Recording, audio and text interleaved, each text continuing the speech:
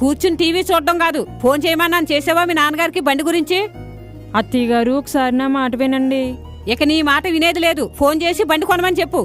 సరే అత్తయ్య గారు.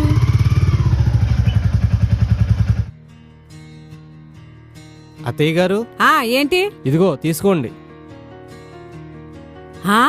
నాన్నగారు బుల్లెట్ బండి కొన్నారమ్మా? అవునండి. నా బాబే, నాన్నగారు థ్యాంక్స్ చెప్పానని చెప్పమ్మా. సరే అత్తయ్య గారు. భలే భలే, బుల్లెట్ బండి వచ్చేసింది. నెక్స్ట్ ఇయర్ ఇంకా పెద్దది ప్లాన్ చెయ్యాలి. తీసుకోండి అత్తయ్య గారు. చూసావమ్మా, నాన్నగారు బుల్లెట్ బండి కొన్నారో? అవునండి, నిన్న నాన్నగారితో చెప్పలేదు కదా. ఇదిగో అత్తయ్య గారు. మీ అన్నయ్య ఇప్పుడే తెచ్చి కీ ఇచ్చాడు. అన్నయ్య, నాన్నగారికి నేను ఫోన్ చేసి చెప్పలేదు కదా బుల్లెట్ బండి ఎక్కడిది. అవన్నీ నీకెందుకమ్మా, నువ్వు మీ అత్తగారి ఇంట్లో హ్యాపీగా ఉండడమే మాకు కావాలి. లేదన్నయ్య, డబ్బులు ఎక్కడవో చెప్పు. ఇలాంటి అవసరాలు